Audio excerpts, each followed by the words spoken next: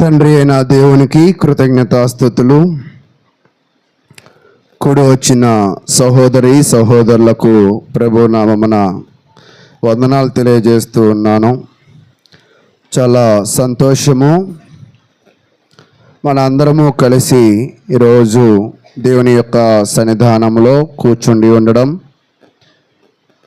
మరి దేవునికి మనము కలిసి ప్రార్థన చేసి స్తుతించే గొప్ప అవకాశాన్ని దేవుడు మనకైతే అనుగ్రహించి ఉన్నాడు. ప్రియ సహోదరులారా, మనము గత కాలము నుంచి యోనా అనే ఒక గ్రంథాన్ని అధ్యయనం చేస్తూ ఉన్నాం. అయితే యోనా గ్రంథాన్ని అధ్యయనము చేస్తూ మనము ఈరోజు చివరి దశకు అయితే చేరుకొని ఉన్నాం. చివరి దశ అంటే యోనా గ్రంథము ముగింపు దశలోకి మనము వచ్చేసాం. అయితే ప్రియ సహోదరులారా, నేను మీరు ఎంత మేరకు నేర్చుకున్నారో తెలుసుకోవడానికి అక్కడ ఉన్న బొమ్మల్ని మీరు వివరిస్తారా? ఈయన ఎవరంటారు? మీరు యోనా అంటారా? ఓకే. వీళ్ళు ఎవరంటారు? నినివే ప్రజలా? ఓకే. వీళ్ళు నినివే ప్రజల్లా కనపడుతున్నారా మీకు? ఓకే. ఆయన సరే, కొంచెం కిందకి వెళ్తే మీకు ఇంకొంచెం బాగా ఏమైనా అర్థమైద్దేమో. యోనాని దేవుడు ఎక్కడికి వెళ్ళమన్నాడు? నినివే పట్టణానికి వెళ్ళాలి. నినివే పట్టణానికి వెళ్ళాలి అంటే అక్కడ ఉన్న ఓడరేవు పేరేంటి? యొప్పే. ఒప్పేకి వెళ్ళాడు, కానీ దేవుడు వెళ్ళమన్న పట్టణం ఏమిటి? నినివే. ఆయన వెళ్ళిన పట్టణం ఏమిటి? తర్షీషు పట్టణం. తర్వాత అతను ఓడలో కూర్చున్న తర్వాత అక్కడ ఏం జరుగుతుందో మీకు ఏమైనా అర్థమవుతుందా? గాలి వాన అలలు వచ్చాయి. ఆ వచ్చిన సందర్భాన్ని బట్టి వాళ్ళు కలిగి ఉన్న దేవుళ్ళకి ఏం చేస్తూ ఉన్నారంట? ప్రార్థన చేస్తూ ఉన్నారు. ప్రార్థన చేస్తూ ఉన్నప్పుడు అప్పుడు యోనా ఏం చేస్తూ ఉన్నాడంటే యోనా నిద్రపోతూ ఉన్నాడు. సమస్య ఎవరి వల్ల వచ్చింది? యోనా వల్ల వచ్చింది. అయితే నిద్ర లేపి ఒక వ్యక్తి ఎవరిని అడుగుతూ ఉన్నాడంట? యోనాని అడుగుతున్నాడు. ఇప్పుడు సమస్య ఎవరి వల్ల వచ్చిందని అర్థమైంది అక్కడ ఉన్న వాళ్ళందరికీ కూడా. యోనా వల్ల వచ్చిందని. యోనా వల్ల వచ్చింది అన్న తర్వాత వాళ్ళ స్పందన ఎలా ఉంది? నీ వల్ల నాకు నష్టం జరుగుతుంది అనుకోండి, నా స్పందన మీకు ఎలా ఉండిద్ది అంటారు? కోపంగా. కానీ ఆ ఓడలో ఉన్న వారి యొక్క స్పందన ఎలా ఉన్నది? కోపంగానే ఉన్నారా? వాళ్ళు భయపడుతూ ఉన్నారు. ఎలా భయపడుతూ ఉన్నారంటే, దేవుడే ఈ యోనాని పంపించాడు, దేవుడి మాట ఈ యోనా వినలేదు, ఈ యోనాని ఏమైనా చేస్తే దేవుడు మమ్మల్ని ఏం చేస్తాడో అని భయపడుతూ ఉన్నారు. చివరికి యోనాని ఎక్కడ పడేశారు? సముద్రంలో పడేశారు. సముద్రంలో పడేసినప్పుడు ఆ సముద్రంలోకి ఏమొచ్చిందంట? ఒక పెద్ద మత్స్యము లేదా పెద్ద చేప వచ్చింది. ఆ చేప దానంతటా అదే వచ్చిందా, లేదా అది కూడా ఎవరి మాటైనా విని వచ్చిందా? ఆ అధ్యాయములో దేవుని మాట విని కొన్ని ఉన్నాయి, చెప్పండి. గాలి, నీరు, మత్స్యము. కానీ దేవుని మాట వినని వాళ్ళు కొంతమంది ఉన్నారు. ఎవరు? యోనా. అర్థమవుతుందా? దేవుని నోటి చేత సృజింపబడ్డ ఈ సృష్టి ఏమో దేవునికి లోబడుతుంది. దేవుని యొక్క స్వహస్తాలతో చేయబడిన మానవుడు ఏమో ఎవరికి లోబడట్లేదంట? దేవునికి లోబడట్లేదు. అయితే ఈ మత్స్యము కడుపులో ఎవరు వెళ్ళారంట? ఈ బొమ్మలు చాలా బాగున్నాయి కదా. ఈ యోనా చుట్టూ ఏమేమి ఉన్నాయి చెప్పండి. యోనా ప్రార్థన చేస్తున్నాడు కదా. యోనా ప్రార్థనలో ఏమేమి జ్ఞాపకం చేసుకున్నాడు? నేను పాతాళములో ఉన్నాను, నేను అగాధములో ఉన్నాను, నన్ను జలములు ఆవరించి ఉన్నాయి, నన్ను నాచు కూడా ఆవరించి ఉంది అని ప్రార్థన చేస్తూ ఉన్నాడు. ప్రార్థన చేస్తూ నన్ను కాపాడమని ఎవరికి మొత్తుకుంటున్నాడంటే దేవునికి మొత్తుకుంటున్నాడు. కాబట్టి ప్రియ సహోదరులారా, క్రైస్తవులమైన మనము కూడా మన జీవితంలో ఈరోజు దేవునికి ఎలాంటి పరిస్థితులలో ఉన్నా కూడా దేవునికి మొరపెట్టే మనసు మనలో ఉండాలి. మనము కూడా దేవుని మాటకి లోబడనప్పుడు దేవుడు మనల్ని కూడా యోనాను శిక్షించినట్లుగా మనల్ని కూడా శిక్షిస్తూ ఉంటాడు. దేవుడు ఎందుకు శిక్షిస్తూ ఉంటాడంటే, నా నోటి మాట చేత సృజింపబడిన సృష్టి అంతా కూడా నా మాట వింటుంది కదా, నా చేతుల చేత సృజింపబడిన నీవు మాత్రం ఏం వినట్లేదంట, నా మాట వినట్లా. ఒక ఆశ్చర్యకరమైన విషయం మీకు ఇంకోటి చెప్తా. యవనస్తులు కానీ కుటుంబ సభ్యులు కానీ ఇంట్లో వాళ్ళ మాటలు ఒక్కోసారి వినరు. అన్నం పెట్టేది ఎవరు, బట్టలు కొనేది ఎవరు, చదివించేది ఎవరు, రోగమో రొప్పో యాక్సిడెంటో అయితే గాయాన్ని కట్టేది ఎవరు, కానీ అన్నీ అనుభవించేది ఎవరి దగ్గర, ఇంట్లో వాళ్ళ దగ్గర. సేవలు చేసేది ఎవరి దగ్గర. కొంతమంది యవనస్తులను చూడండి, ఇంట్లో అస్సలు ఏం పట్టించుకోరు, బయట చాలా మానవ సేవ మాధవ సేవ లాగా చేస్తూ ఉంటారు. రాజకీయ నాయకులు వెనక, కుర్రోళ్ళు వెనక ఇలా చేస్తూ ఉంటారు. ఈరోజు వాళ్ళని చూస్తున్నప్పుడు, ఆ కొడుకుని చూస్తున్నప్పుడు నీవు నీ స్పందన ఏంటి? తల్లిగా నీ స్పందన నీకేమనిపిస్తుంది అలాంటి కొడుకుని చూస్తే? కోపం అంటే కోపాన్ని చెప్పండి, లెక్కేసి చెప్పండి, ఇంత కోపం వచ్చిద్ది నాకని. చాలా అంటే సరే పురుషులుగా మీరు చెప్పండి. ఇప్పుడు మీరు పెంచి మీరు కని మీ మాట విన్నప్పుడు మీకు వచ్చే కోపం ఎలా ఉండిద్ది? ఏదో పిల్లల్ని మీరు ఏం కన్నట్టు నన్ను చూస్తారు చెప్పండి. కొడితే గోడ కదుక్కునే కోపం వచ్చిద్దా రాదా? వచ్చిద్దా? ఓకే. మరి దేవుడికి కూడా ఒకవేళ కోపం వస్తే మనం ఎక్కడ అతుక్కోవాలి? నిజంగానే యోనా ఎక్కడ అతుక్కున్నాడంట? పాతాళానికి అతుక్కున్నాడు. అయితే పాతాళానికి అతుక్కున్న తర్వాత నన్ను కొట్టావు కొట్టావు కొట్టావు అని అది తలకొట్టుకోవట్లా, నన్ను విడిపించు నన్ను విడిపించు నన్ను విడిపించు అంటే ఎప్పుడు సమస్యను పదే పదే మాట్లాడడం కాదు, పరిష్కారం మాట్లాడాలి. మనం ఎప్పుడు ఏం మాట్లాడాలండి? పరిష్కారం. కాబట్టి ఈరోజు యోనా గ్రంథము 3వ అధ్యాయాన్ని చదువుతా. చూడండి, బొమ్మల ద్వారా చూపించి నేను వాక్యానికి వెళ్తా. ఆ చేప అతనిని ఎక్కడికి ఎక్కి వేసిందంట? ఎక్కడండి? మైలురాయ. మొన్న ప్రార్థనకి వెళ్ళారు కదా, మళ్ళీ మైలురాయ అంటున్నారేమో. నినివే పట్టణం. అక్కడ కక్కి వేస్తే ఇదిగో యోనా ధైర్యంగా వెళ్ళి ఏం చేశాడంట? జనులకి వాక్యం చెప్పాడు, రాజుకి వాక్యం చెప్పారు. ఆ వాక్యం విన్న వాళ్ళందరూ కూడా ఏం చేస్తున్నారంట?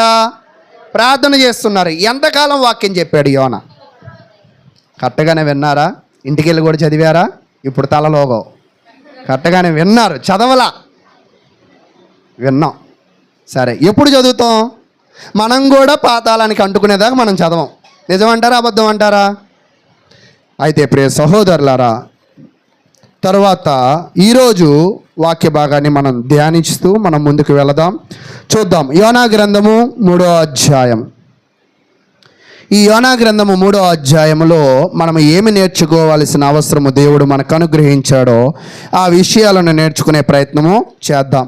ఎవరైనా పేజీ నెంబర్ తీస్తే మరి చెప్పండి, బయటికి వాళ్ళు కూడా తీసుకోవడానికి ఉపయోగపడుతుంది. 763 నెంబర్. ఈరోజు యోనా గ్రంథంలో 4వ అధ్యాయాన్ని మనమైతే ముగిద్దాం. అయితే ఈ 4వ అధ్యాయములో మనకి ఏం తెలియజేయబడుతుంది? అసలు ముగింపు ఏమైంది? ఈ నినివే ప్రాంతం వాళ్ళు ప్రార్థన చేశారు, అక్కడ దాకా మనకు తెలుసు, అంతేనా?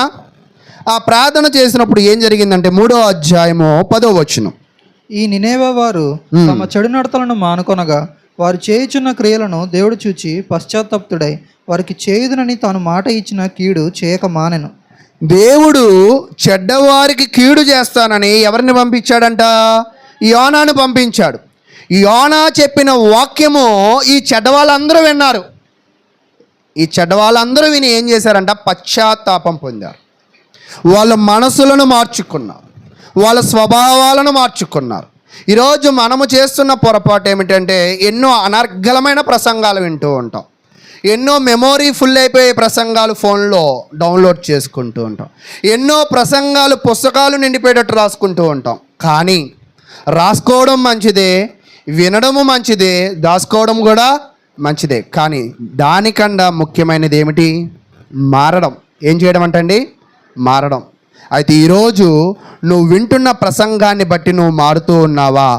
నిన్ను హెచ్చరింపబడుతున్న వాక్యము దేవుని చేతే వచ్చిందని నినివే వాళ్ళు విన్నారు, మారారు. మరి మనము వింటూ ఉన్నాం కానీ మారుతూ ఉన్నామా? ఒకవేళ మనము మారకపోతే దేవుడు ఎన్నడూ కూడా మన జీవితాలకి మేలు చేయడానికి సిద్ధమైతే పడడు. అయితే ఈ జనాలు మారారు కదా, మారిన దానిని బట్టి దేవుడు వాళ్ళకేం చేశాడంటే కీడు చేయడము.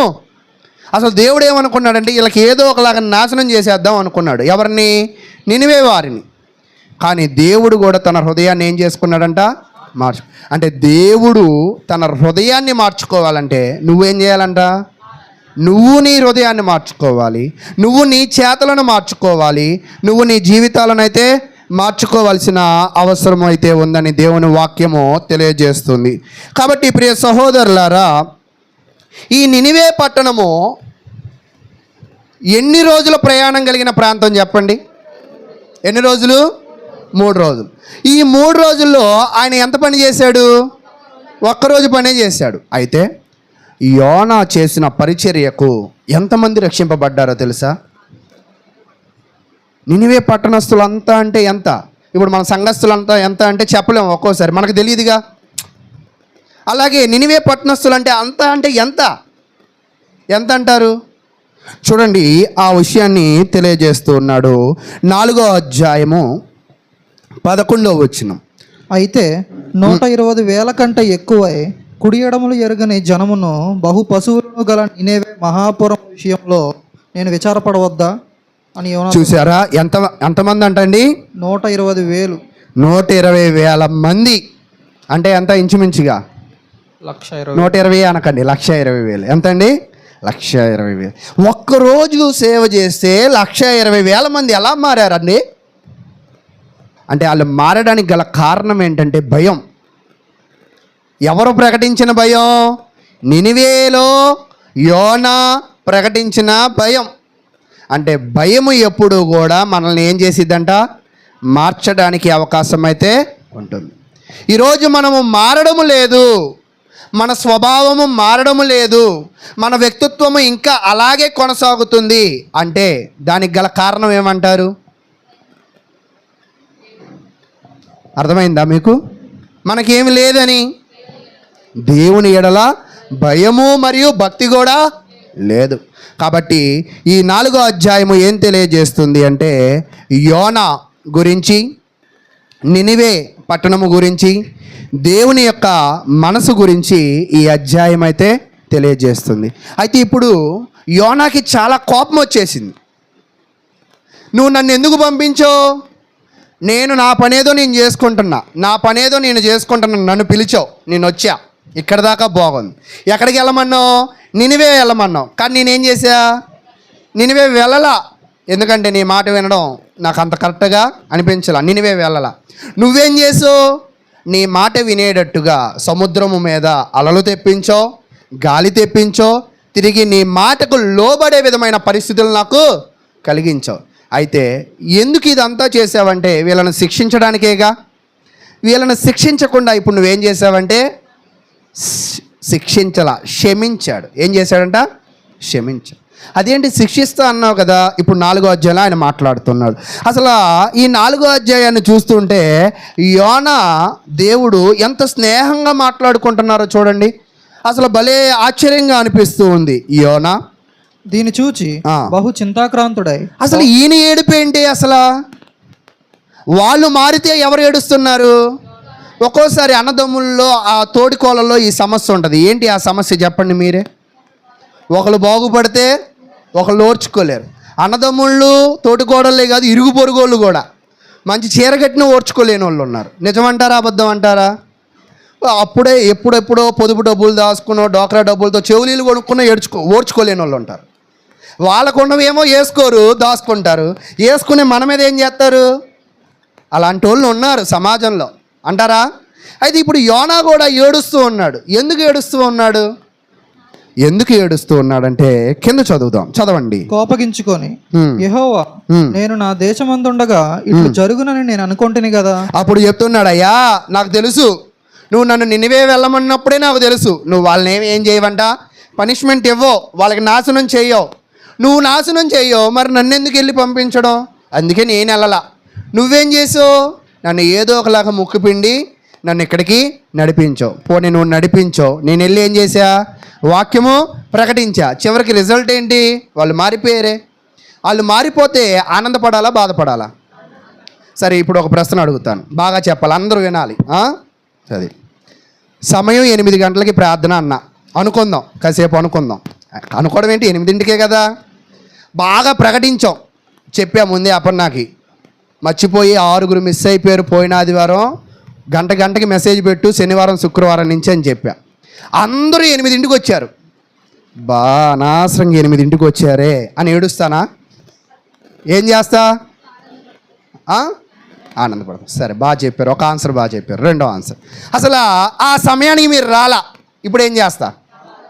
నిజమా? నిజమేనా? నిజమన్న వాళ్ళు చేతులు ఎత్తండి. సరే, ఒక సేవకుడు బాధపడితే ఎవరిని బాధ పెట్టినట్టే? అంటే మీరు అందరూ ఆలస్యంగా వచ్చిన వాళ్ళు ఎవరిని బాధ పెట్టినట్టే? మళ్ళీ ఇది ఈ బ్యాక్గ్రౌండ్ సౌండ్స్ వస్తూ ఉంటాయి. కానీ ప్రియ సహోదరులారా, యోనా బాధ దేనికి అంటే వాళ్ళు మారినందుకు బాధపడుతున్నాడు. ఆశ్చర్యం ఏంటంటే, ఎందుకు బాధపడుతున్నారంటే, నినివే పట్టణస్థులు అతి దుర్మార్గులు. ఎవరండి? అతి దుర్మార్గులు. నినివే పట్టణస్థులు ఇశ్రాయేలు ప్రజలకి, యోధా ప్రజలకి శత్రువులంట. నినివే ప్రజలు యోధా ప్రజలకి, ఇశ్రాయేలు ప్రజలకి శత్రువులు. అంటే ఇప్పుడు యోనా వాక్యం ప్రకటిస్తూ ఏం చూస్తున్నాడంటే, వీళ్ళు ఎప్పుడు నాశనం అయిపోతారో చూస్తూ. అసలు మనకు కూడా తెలియదు, కానీ మన చుట్టూ మనం ఎప్పుడు నాశనం అయిపోదాం చూద్దాం అనుకుని ఉంటారు. ఒక సహోదరులు అన్నారు, నువ్వు ఒక 2 సంవత్సరాలు చేస్తావేమో, తర్వాత సేవ నువ్వు ఆపేస్తావు అని ఎదురు చూస్తున్నాడు ఒక ఆయన. అంటే అలాగే మనం కూడా నాశనం అయిపోతామని ఎదురు చూసేవాళ్ళు ఉన్నారు. మన ముఖంలో ఎప్పుడు బాధ వచ్చిద్దో అనే ఎదురు చూసే సైకో మనుషులు కూడా ఈ సమాజంలో ఉన్నారు. అంటే ఇప్పుడు యోనా కూడా ఎలాంటి వాడు? ఒక సైకో లాంటివాడు. కానీ ఈయన బాధ ఏంటంటే, అయ్యా వాళ్ళు దుర్మార్గులు, దాని తోడు వాళ్ళు మనకి శత్రువులు కదా. శత్రువులు నువ్వెందుకు కాపాడుతున్నావు? నీ ప్రజలంటే ఎవరు? మేము. మా దేవుడు ఎవరు? నువ్వు. నీకు మాకు ఏదైనా ఉండొచ్చు, కానీ నువ్వు వాళ్ళని మాత్రం ఏం చేయాల్సిందే? శిక్షించాల్సిందే, ఖచ్చితంగా శిక్షించాల్సిందే అని తెలియజేస్తూ ఉన్నాడు. తర్వాత చదవండి. అందువలనే నీవు కటాక్షమును, జాలియును, శాంతమును, అత్యంత కృపయు గల దేవుడు అయ్యుండి పశ్చాత్తాపడి కీడు చేయక మానదు అని నేను తెలుసుకొని దానికి ముందుగానే తార్షీషునకు పారిపోతుంది. అంటే యోనాకు ముందే తెలుసు, ఈయన వెళ్ళి చెప్పమంటాడు, వాళ్ళేమో మారిపోతారు, తర్వాత శిక్ష ఏమో ఉండదు, ఎందుకు నేను వెళ్ళి చెప్పాలి? నేను ఎందుకు వెళ్ళి వాక్యం చెప్పాలి? వాళ్ళు నాశనం అయిపోతే అది నేను చూస్తే నాకు కొంచెం బాగుండేది. కానీ వాళ్ళు ఏమైపోతున్నారంట? మారిపోతున్నారు. వాళ్ళు మారిపోతారని నాకు తెలుసు, నువ్వు వాళ్ళని దీవిస్తావని కూడా నాకు తెలుసు. కాబట్టి యోనా కలిగి ఉన్న విశ్వాసం ఏమిటి అంటే, వాక్యము విన్న జనులు, దేవుని వాక్యము విన్న జనులు ఏమవుతారంటే భయపడతారు. దేవుని వాక్యం విన్న జనులు భయపడి వాళ్ళ హృదయాలను ఏం చేసుకుంటారంట? మార్చుకుంటారు. అయితే ప్రియ సహోదరులారా, ఈరోజు క్రైస్తవ్యంలో మరి నువ్వు కూడా చాలా వాక్యం వింటూ ఉన్నావు కదా, మరి ఈ వాక్యం అంతా ఎటు వెళ్ళిపోతుంది? ఒక్కోసారి పిల్లల్ని అంటూ ఉంటాయి, తినిందంతా ఎక్కడ పెడుతున్నావురా, బలం లేదు అని అంటూ ఉంటాం కదా. మరి వాక్యం అంతా వింటూ ఉంటాం, ఎక్కడికి వెళ్ళిపోతుంది? ఒక్కరోజు వాక్యంతో 1,20,000 మంది మారినప్పుడు మనము మారడం లేదు అంటే గల కారణం చెప్పబడేది దేవుని వాక్యమా కాదా? ఒకటి. రెండోది, నువ్వు సరిగ్గా వింటున్నావా లేదా? 2. ఒకవేళ నువ్వు వినకపోతే, నువ్వు మారకపోతే నువ్వు నాశనం అయిపోతావు అన్న సంగతిని నీకు అర్థమవుతుందా? కానీ ప్రియ సహోదరులారా, ఈరోజు క్రైస్తవ్యంలో వాక్యము వినే క్రైస్తవులుగా ఉన్నారు, కానీ వాక్యము విని మారే క్రైస్తవులు కావాలని దేవుడైతే కోరుకుంటున్నాడు. కాబట్టి యోనా కోపం అంతా ఎందుకు వచ్చిందో మీకు అర్థమైంది కదా. అయితే ప్రియ సహోదరులారా, యోనాకి దేవుడు బుద్ధి అంటే గుణపాఠంగా ఒక విషయాన్ని అక్కడ చూపిస్తూ ఉన్నాడు. చూద్దాం. ఏం చూద్దామంటే, అక్కడ 3వ వచనం చదువుకున్నాం కదా, 4వ వచనంలో నేను చదువుతున్నాను. అందుకు యెహోవా, అంటే యోనా మాట్లాడాల్సిందంతా మాట్లాడేసిన తర్వాత అప్పుడు యెహోవా దేవుడు మాట్లాడుతున్నాడు. అందుకు యెహోవా నీవు కోపించుట న్యాయమా? వాస్తవానికి ప్రవక్తగా ఉన్న నీవు ఎవరైనా మారితే ఏం చేయాలా? ఆనందపడాలా. కానీ నువ్వు కోపడుతున్నావే, ఇది న్యాయమేనా? చూడండి ఎంత ఫ్రెండ్లీగా మాట్లాడుకుంటున్నారో. ఎవరెవరు? దేవుడు, యోనా. అంటే యోనా మనసు సంపూర్ణంగా ఎవరికి తెలుసు? దేవుడికి తెలుసు. దేవుడు మనసు కూడా సంపూర్ణంగా ఎవరికి తెలుసు? యోనాకు తెలుసు. అలాగా సంపూర్ణంగా తెలుసుకున్నప్పుడే చాలా స్వేచ్ఛగా మాట్లాడడానికి అవకాశము ఉంటుంది. అయితే నేను ఒక ప్రశ్న అడుగుతా, మీరు చెప్పాలి. సంఘంలో మీతో స్వేచ్ఛగా మాట్లాడే సభ్యులు ఎంతమంది ఉన్నారు? మీరు అందరూ కూడా నా చిన్నతనం నుంచి ఉన్నారు. నాకు 30 ఏళ్ళు. మీ 30 ఏళ్ళగా మీరు అందరూ కలిసే ఉన్నారు. స్వేచ్ఛగా ఒకళ్ళ కష్టాలు ఒకళ్ళు పంచుకొని, ఒకళ్ళ బాధలు ఒకళ్ళు పంచుకునే అంత స్వతంత్రం కలిగిన వ్యక్తులు ఎవరు ఉన్నారు? ఉన్నారా? నా మాట అర్థమైందా? లేరా? ఏంటో నాకు కళ్ళల్లో చెమటలు కారి అద్దాల్లో మీరు కనపడట్లా. మీతో స్వతంత్రంగా ప్రేమగా మాట్లాడే వాళ్ళు ఉన్నారా? నినివే ప్రజలు వాక్యాన్ని ఎలా తీసుకున్నారంటే, వాక్యం చెప్పినప్పుడు ఒక ఎగతాళిగానో, ఒక నవ్వుగానో, ఒక అశ్రద్ధగానో, ఒక నిర్లక్ష్యంగా తీసుకోలా. ఈరోజు క్రైస్తవులు మారకపోవడానికి గల కారణం ఏమిటి అంటే, వాక్యాన్ని ఒక్కోసారి చెప్తుంటే గొప్పగా నవ్వుకునే వాళ్ళు ఉంటారు, ఒక్కోసారి కొంతమంది నిర్లక్ష్యంగా ఉండే వాళ్ళు ఉంటారు, కొంతమంది అశ్రద్ధగా ఉండే వాళ్ళు ఉంటారు. కానీ క్రైస్తవుడు ఎలాగ ఉండాలంటే, చెప్పబడుతున్న ప్రతి వాక్యము కూడా ఎవరికంట? నాకే. ఆ వస్తున్న ప్రతి మాట కూడా ఎవరిని మార్చడానికంట? నన్ను మార్చడానికి. ఇలా వినండి ఒకసారి, ఇలా వినే ప్రయత్నం మీరు చేయండి. అప్పుడు నిజంగా మీకు చెప్తున్నాను, 100కి 100 పాలు నిద్ర రాదు. 100కి 100 పాలు చుట్టుపక్కల ఏం జరుగుతుందో కూడా మీకు అర్థం కాదు. ఒక్కోసారి చావుల సందర్భంలోకి వెళ్ళండి. కొంతమంది ఏడుస్తూ ఉంటారు. ఏడుస్తున్న వాళ్ళు వచ్చి ఎవరైనా వస్తే ఆ బాగున్నావా అని పలకరిస్తారా? పలకరించారు. ఎందుకంటే వాళ్ళ బాధలో, ఈరోజు బాధలో ఉన్నప్పుడు ఎవరిని ఎలాగ పట్టించుకోము, భక్తిలో ఉన్నప్పుడు కూడా వచ్చే వాళ్ళని మనం పట్టించుకోము, పోయే వాళ్ళని పట్టించుకోము, చుట్టుపక్కల ఉన్న శబ్దాలను కూడా పట్టించుకోము. అలా పట్టించుకొని ఒక కేంద్రం ఉండిద్ది. ఏంటో చెప్పండి? Cinema hall.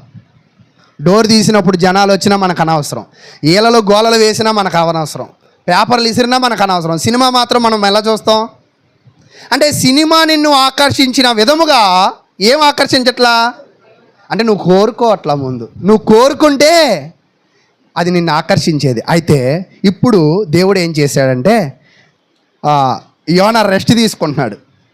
వెళ్ళిపోవచ్చుగా, జనాలు మారిపోయారు, ఇంకెందుకు వెళ్ళిపోవచ్చుగా. యోనా నమ్మకం ఏంటో తెలుసా? ఇలా మార్పు ఒక్కరోజే. ఎన్ని రోజులంట? నాతో కూడా ఒక సహోదరులు అన్నారు, మొన్న వచ్చారని ఈరోజు కూడా వస్తారని అనుకోబాక, తగ్గిపోతారు జనాలు అని అన్నారు. అంటే కొంతమంది ఎదురు చూస్తూ ఉంటారు ఏం జరిగిద్దా అని. యోనా కూడా ఒక చోట కూర్చొని ఎదురు చూస్తున్నాడు. వీళ్ళు మారారు కదా, వీళ్ళు మార్పు ఎన్ని రోజులు? ఎక్కువ కాలం కాదు, వెంటనే మళ్ళీ మారిపోతారు. అన్యాయస్తులు ఎలా మారారు? న్యాయంగా మారారు. న్యాయంగా మారిన వీళ్ళు మళ్ళీ ఎలా మారిపోతారు? అన్యాయస్తులుగా మారిపోతారని ఒక చోట కూర్చున్నాడు. ఒక చోట కూర్చున్నప్పుడు ఒకవేళ అది ఎండాకాలమేమో. చూడండి, యోనా గ్రంథము 4వ అధ్యాయాన్ని మనం పరిశీలన చేస్తున్నప్పుడు 5వ వచనం నుంచి మనం చదువుకుందాం. పట్నంలో నుండి పోయి దాని తూర్పు తట్టున బస చేసి అచ్చట పందిలి ఒకటి వేసుకొని పట్నంనకు ఏమి సంభవించినో చూచేదనని. చూడండి ఏం చూస్తున్నాడంట? ఎలా మారారో చూడట్లా. మీకు ఇందాకే చెప్పే కదా, మన చుట్టూ కొంతమంది ఎలాంటి వాళ్ళు ఉంటారంట, మనం ఎలా పాడైపోతున్నామో, మనం ఎలా ఏడుస్తున్నామో, మనం ఎలా గొడవలు పడుతున్నామో, మనం ఎలా తల కొట్టుకుంటున్నామో, ఇవన్నీ చూడడానికి ఎక్కడ ఉంటారంట? పక్కనే ఉంటారు. ఒక్కోసారి మన ఎదురే ఉంటారు. అంతేనా? అలా ఎదురు చూస్తూ ఉన్నాడు. ఎదురు చూస్తుంటే దేవుడు ఇప్పుడు ఏమనుకున్నాడంటే, నేను నినివే జనాల మనసు మార్చాలనుకున్నాను కదా, కానీ నేను యోనా మనసును కూడా ఏం చేయాలంటే మార్చాలి. యోనాకు కూడా కొంచెం గుణపాఠం చెప్పాలి అని ఆలోచన చేశాడు.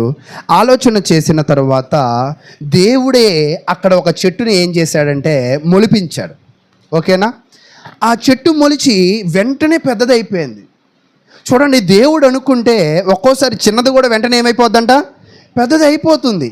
ఆ పెద్దదైపోయి ఆ చెట్టు మొక్క కాస్త చెట్టు అయ్యి, ఆ చెట్టు నీడలో ఎవరు విశ్రాంతిగా ఉన్నారంట? యోనా విశ్రాంతిగా ఉన్నాడు. ఒకరోజు అయిపోయింది.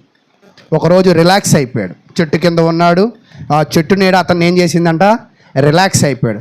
రిలాక్స్ అయిపోయిన తర్వాత రెండో రోజు జరిగిన సందర్భాన్ని అక్కడ మనం చదువుకుందాం. మరుసటి ఉదయమందు దేవుడు ఒక పురుగును ఏర్పరచగా దేవుడే ఏం ఏర్పరిచాడంట? ఇక్కడ మీరు బాగా చూడండి. గాలి వాన వచ్చే దగ్గర పాత్ర ఎవరిది? తిమింగలం దగ్గర వచ్చే పాత్ర ఎవరిది? కక్కే దగ్గర పాత్ర ఎవరిది? విత్తనం వేసే దగ్గర పాత్ర ఎవరిది? మొలిపించి అభివృద్ధి పరిచే దగ్గర పాత్ర ఎవరిది? నాశనం చేసే దగ్గర కూడా పాత్ర ఎవరిది? దేవుడిది. చదవండి. ఒక పురుగును ఏర్పరచగా అది ఆ చెట్టును తొలిచినందున చెట్టు వాడిపోయాను. మరియు ఎండకాయగా దేవుడు వేడిమి గల తూర్పు గాలిని రప్పించాను. ఇతను ఏం ఎదురు చూస్తున్నాడు? వాళ్ళకి ఏం సంభవించిందో ఎదురు చూస్తున్నాడు కదా. ఒక మొక్క, ఒక చెట్టు, ఒక చక్కటి నీడనిచ్చింది. అంటే ఎటువంటి ఎండలో తగలనివ్వాల, చాలా సుఖమైన పరిస్థితులను దేవుడు ఇచ్చాడు. రెండో రోజు ఆ చెట్టు లేదు. ఏమైపోయిందంటే పురుగు పట్టి నాశనం అయిపోయింది. నాశనం అయిపోయిన తర్వాత 7వ వచనము, ఎండకాయగా దేవుడు వేడిమి గల తూర్పు గాలిని ఈ తూర్పు గాలిని కూడా రప్పించింది ఎవరంట? అసలు ఆశ్చర్యంగా లేదు. ప్రతి పాత్రలో ఎవరున్నారంట? ఈరోజు నువ్వు నమ్ముతున్నావా? నీవు బయటికి వచ్చిన దగ్గర నుంచి క్షేమంగా ఇంటికి వెళ్ళి పడుకుని నీ 24/7 దేవుడు నీ జీవితంలో జరిగే ప్రతి పనికి కూడా ఎవరో ఖచ్చితంగా సూత్రధారుడు లేదా ఎవరో పాత్రధారుడు? దేవుడే. అయితే చదవండి. యోనా తలకు ఎండదెబ్బ తగలగా, యోనా తలకి ఏం తగిలిందంటండి? ఎండదెబ్బ తగిలింది. ఇప్పుడు ఈ ఎండదెబ్బ తగలగానే ఆయన కోపం ఎవరి మీద వచ్చిందో తెలుసా? చూడండి, చదవండి. అతడు సొమ్మసిల్లి బ్రతుకుట కంటే చచ్చుట నాకు మేలు అనుకో. అప్పుడు దేవుడు, ఈ సొర చెట్టును గురించి నీవు కోపించడం న్యాయమా? చాలు. ఇక్కడ ఒక విషయం చూడండి. యోనా నాకులాగా చాలా నిరుత్సాహపరుడు అనుకుంటా. ఏ కష్టం వచ్చినా చచ్చిపోతే బాగుండు అంటున్నాడు. ఇందాకేమన్నాడు? వాడలో నన్ను బయటికి పడేయండి అన్నాడా? చచ్చిపోతా అన్నాడు. తర్వాత వాక్యం ప్రకటించే దగ్గర ఏమన్నాడు? వాళ్ళ దగ్గరికి వెళ్ళడం కంటే చచ్చిపోవడమే మంచిది అన్నాడు. ఇప్పుడు వీళ్ళు మారినా కూడా ఏమంటున్నాడు? బ్రతకడం కన్నా చచ్చిపోవడమేమా? ఈ వడదెబ్బ అవసరమా? ఈ స్వాత ప్రకటన అవసరమా? వీళ్ళను మార్చడం అవసరమా? వాళ్ళు నాశనం అయిపోతే బాగుండు కదా అని ఎదురు చూస్తున్నాడు యోనా. కాబట్టి ప్రియ సహోదరులారా, ఇక్కడ నేను చెప్పాలనుకుంటున్న విషయం ఏమిటి అంటే, మన జీవితంలో దేవుని మీద ఆధారపడితే మనకెప్పుడు నిరుత్సాహం రాదు. ఏం రాదంటండి? నిరుత్సాహం రాదు. యోనాకి ఎందుకు పద్దాక నిరుత్సాహం వస్తుందంటే, దేవుని బాగా తెలుసుకున్నాడు కానీ, బాగా గ్రహిస్తున్నాడు కానీ అర్థం చేసుకోవడంలో కొంచెం ఆయన వెనకబడి ఉన్నాడు. ఆ అర్థం చేసుకోవడంలో వెనకబడి ఉండడం వల్ల ఆయన పద్దాక ఏమైపోతున్నాడంటే నిరుత్సాహపడిపోతున్నాడు. కాబట్టి ఈరోజు కూడా మనము కూడా నిరుత్సాహపడుతూ ఉంటాం. ఇస్సాకును బలిపీఠం మీద అర్పిస్తే ఏమైపోతాడు? బూడిదైపోతాడు. ఏమైపోతాడంట? కానీ అబ్రహాము ఎందుకు వెళ్ళి అర్పించాడు తెలుసా? బూడిదైపోయినా బూడిదలో నుంచి మళ్ళా శరీరాన్ని తయారు చేయగలిగిన వాడు ఎవడంట అనే విశ్వాసం ఎవరిలో ఉంది? అబ్రహాంలో. ఈరోజు మనము వేసే అడుగు, మనము చేసే ప్రార్థన, మనము చేసే పనులో నిజముగా అటువంటి పరిపూర్ణమైన విశ్వాసము నీకు ఉంటే, నువ్వు నష్టపోతున్నా కూడా నష్టాన్ని ఎలా మార్చగలడంట దేవుడు? లాభంగా. ఎంత సమయంలో? చాలా తక్కువ సమయమే.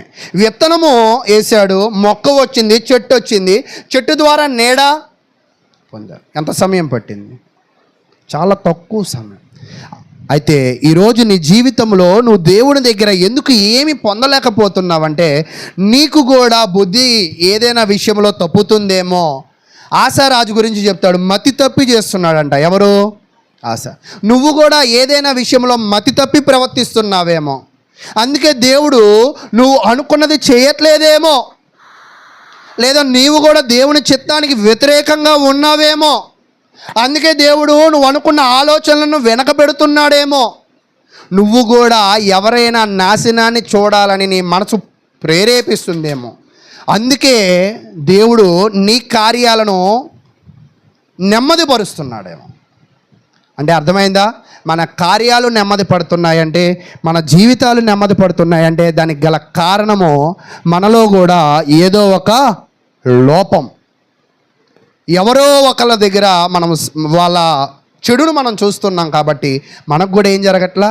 మేలు జరగ. ఇప్పుడు యోనాకి కోపం ఎవరి మీద వచ్చిందంటే చూడండి, అక్కడ కోపపడ్డాడు. పద్దాక యోనాకు వచ్చేది ఏంటో చెప్పండి. రెండు విషయాలు వస్తున్నాయి బాగా. ఒకటి ఏం చెప్పా, నిరుత్సాహం. ఇంకోటి ఏంటి, కోపం. కానీ ఇతను ఎవరు? దేవుని ప్రవక్తే. ప్రవక్తకి కోపం వస్తుంది, నిరుత్సాహం వస్తుంది. ప్రవక్త కూడా మనిషే కదా. అంటే సేవకుడికి కూడా ఒక్కోసారి ఏమొస్తూ ఉంటే, అమ్మ సేవకుడు కోపపడచ్చా అని అనుకోకూడదు. సేవకుడు కూడా మనిషే. అలాగే యోనా కూడా మనిషి అయినప్పటికీ కూడా మరి దేవుడి యొక్క ఆలోచన ఏమిటి అంటే యోనాను మార్చాలని, యోనాకి దేవుని యొక్క గురించి పరిపూర్ణం ఇంకా గ్రహింపు ఇవ్వాలని దేవుడు ప్రయత్నిస్తూ ఆయన జీవితంలో ఒక చెట్టును మొలిపించాడు. చదవండి తర్వాత. ఈ సొరచెట్టుని గురించి నీవు కోపించడం న్యాయమా అని యోనాను అడుగగా, యోనా ప్రాణం పోనంతగా కోపించడం న్యాయమే అని. ఖచ్చితంగా కోపిస్తా. కొంతమంది అంటారు ఇది చేయొద్దంటే ఖచ్చితంగా ఇచ్చేస్తా అంటారు. దేవుడు ఏమంటున్నాడంటే, అయ్యా సొర చెట్టు వచ్చింది, నీడను అనుభవించో. సరే ఇప్పుడు చెట్టు పోయింది, సరే వదిలేయచ్చు కదా అంటే, లేదు లేదు ఖచ్చితంగా దాని మీద ఏం చేయాలంట, కోపగించాలి. ఈరోజు మనం కూడా మన జీవితంలో ఒక్కోసారి నేను బాగా మీకు అర్థమయ్యేటట్టు, ఇంకా బాగా అర్థమయ్యేటట్టు నేను చెప్తూ ఉంటాను. నేను ఒక హాస్పిటల్లో పనిచేశాను. నేను పనిచేస్తున్నప్పుడు అక్కడ ఉన్న స్టాఫ్ అందరూ కూడా నాతో చాలా బాగా ఉండేవాళ్ళు. నేను ఉద్యోగం మానేసి ఇప్పుడు వెళ్ళా. ఇప్పుడు నాతో బాగా లేరు. ఇప్పుడు గతంలో ఉన్నట్లుగా వాళ్ళు నాతో లేరని వాళ్ళ మీద కోప్పడితే న్యాయమేనా? గతంలో ఉన్నావుగా ఇప్పుడు ఎందుకు ఉండవు అంటే న్యాయమేనా? న్యాయం కాదా? ఎందుకు న్యాయం కాదు? ఇది నా క్వశ్చన్. ఇది ఎందుకు న్యాయం కాదు?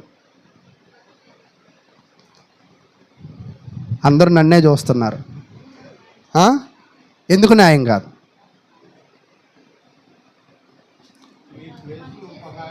నీ ప్లేస్లో ఇంకొక ఆయన వచ్చాడు కదా, నీకు నాకు బాండింగ్ కూడా ఏమైపోయింది, తగ్గిపోయింది కదా. అంటే బాండింగ్ ఎప్పుడైతే తగ్గిపోయిద్దో ప్రేమ కూడా ఏమైపోతుంది, తగ్గిపోతూ ఉంటుంది. ఈరోజు మనం సంఘానికి ఎందుకు క్రమంగా రావాలి, అన్ని కార్యక్రమాలలో ఎందుకు కూర్చోవాలి, అన్ని చావులకి ఎందుకు వెళ్ళాలి? ఒక్కోసారి ఆశ్చర్యంగా అనిపిస్తుంటుంది. చచ్చిపోయినప్పుడు ఎవరు రావట్లా, ప్రార్థనలు పెట్టుకుంటే ఎవరు రావట్లా, పెళ్ళిళ్ళు పెట్టుకుంటే ఎవరు రావట్లా.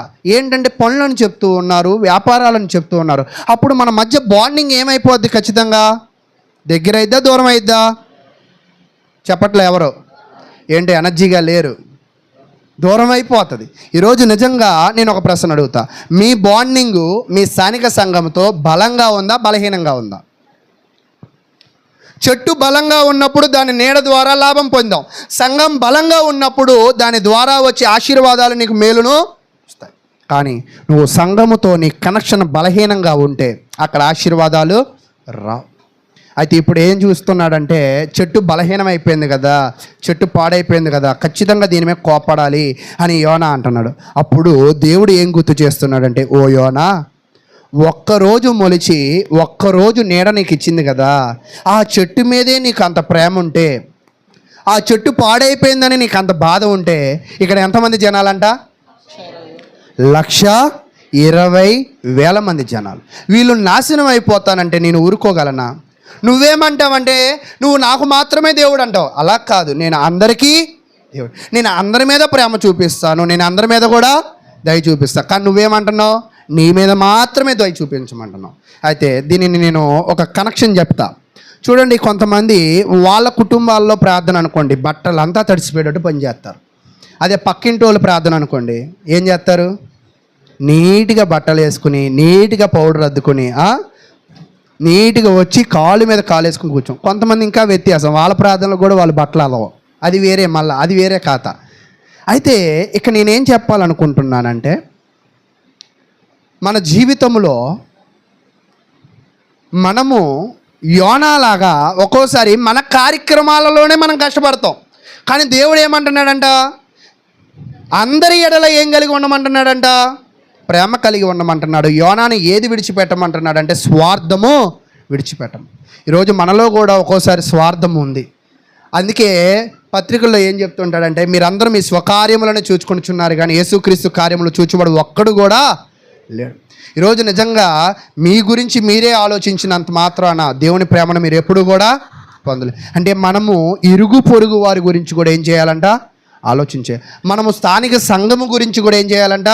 ఆలోచన చేయాలి. మనం ఇతరుల యొక్క బాధలలో కూడా పంచుకోవాలి. కానీ జనులు ఈజీగా ఏం పంచుకుంటారంటే ముచ్చట్లు పంచుకుంటారు, కానీ బాధలు ఎవరు? ఇప్పుడు నేను ఒక ప్రశ్న వేస్తాను, ఒకవేళ చెప్పడానికి ప్రయత్నం చేయండి. ముచ్చట్లు ఒకరితో వేస్తున్నాం అంటే, నేను ఒకవేళ భార్గవి గారు ముచ్చట్లు వేసుకుంటున్నాం. ఇప్పుడు భార్గవి గారికి ఏదో పెద్ద కష్టం వచ్చింది, వెంటనే ముచ్చట్లు వేయడం కొనసాగిస్తాను, ఆపేస్తాను తర్వాత రోజు. నా గురించి మీకు ఎలా తెలుసు? మీ గురించి చెప్తున్నారా, నా గురించి చెప్తున్నారా? నిజంగా సమస్య వచ్చిందంటే మనం ముందే ఏమైపోతాం? భయపడిపోతాం, బాధపడిపోతూ ఉన్నాం. కానీ దేవుడు ఇక్కడ మనకేం నేర్పించాలనుకుంటున్నాడంటే, మనము మన కార్యములతో పాటు మన ఇరుగు పొరుగు వారి కార్యములను కూడా చూడాలి. దానినే ఏం చెప్తున్నాడంటే, నిన్ను వలె నీ పొరుగు వారిని ప్రేమించాలి. నిజంగా ఈ ప్రాముఖ్యమైన విషయం ఎందుకు మర్చిపోతున్నాం? సంఘాన్ని ప్రేమించడం అంటే దేవుణ్ణి ప్రేమించడం, అది మర్చిపోతున్నాం.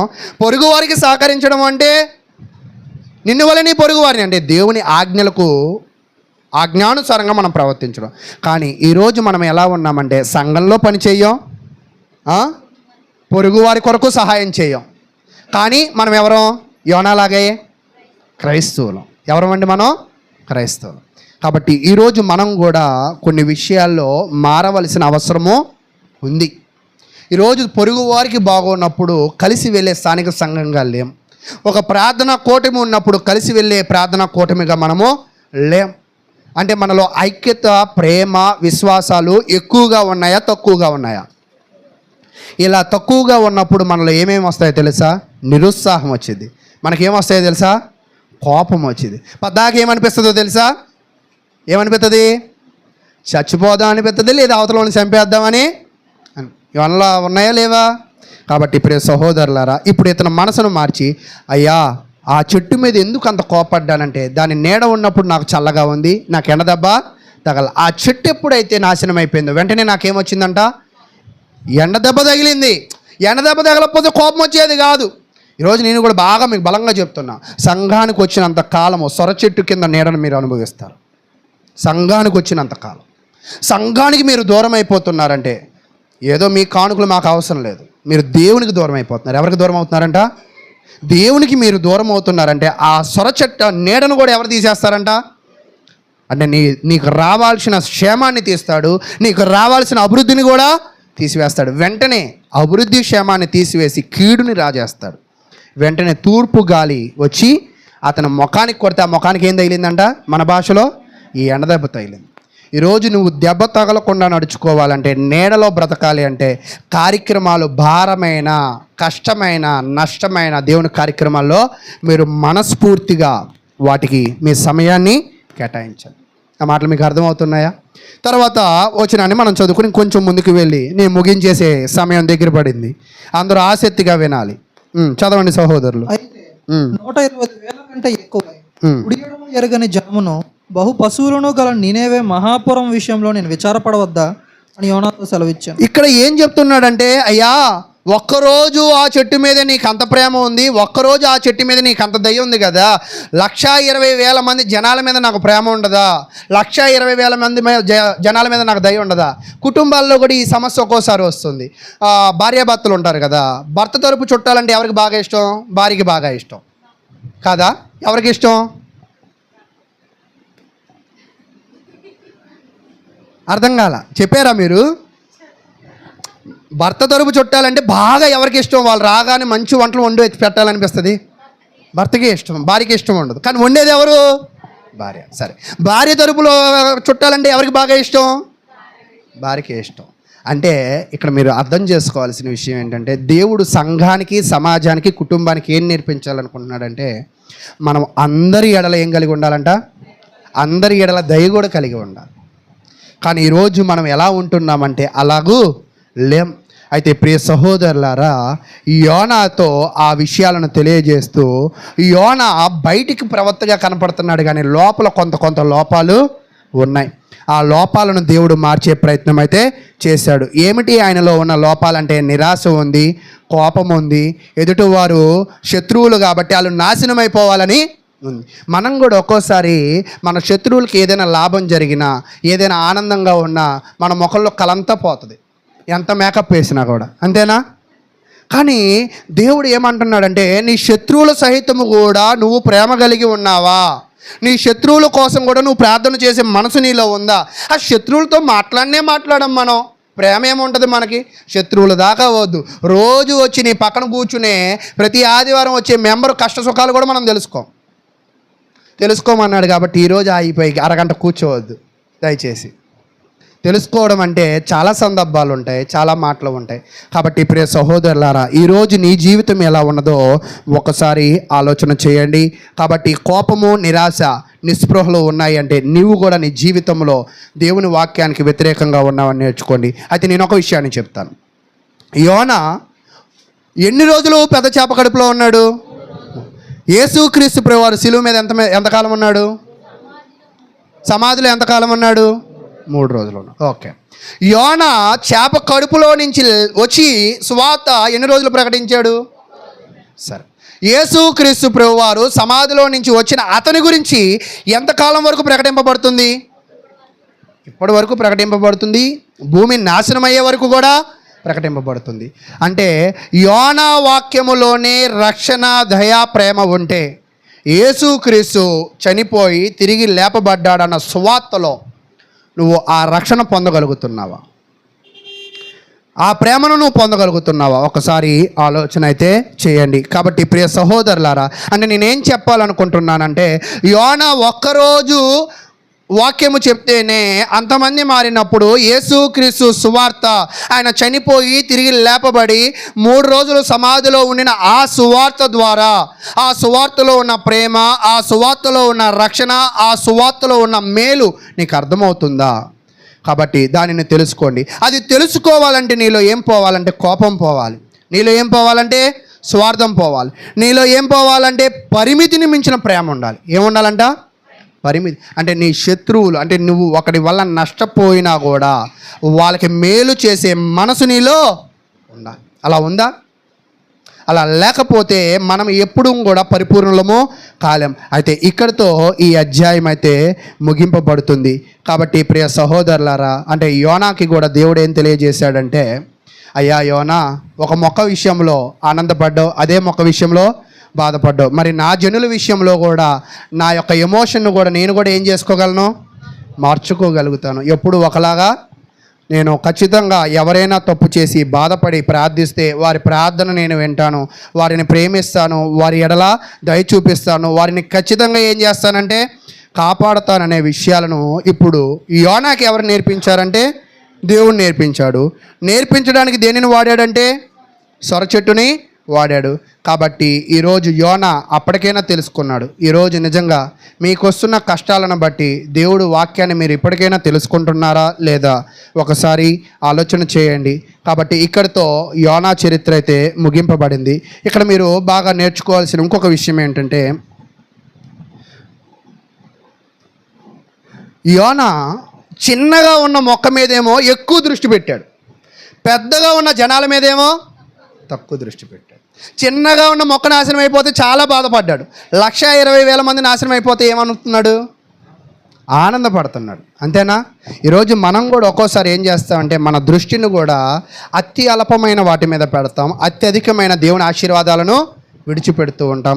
కాబట్టి మరి యోనా చరిత్రలో మరి నాకు కలిగి ఉన్న విషయాలను బట్టి నేను మీకు తెలియజేస్తూ ఉన్నాను.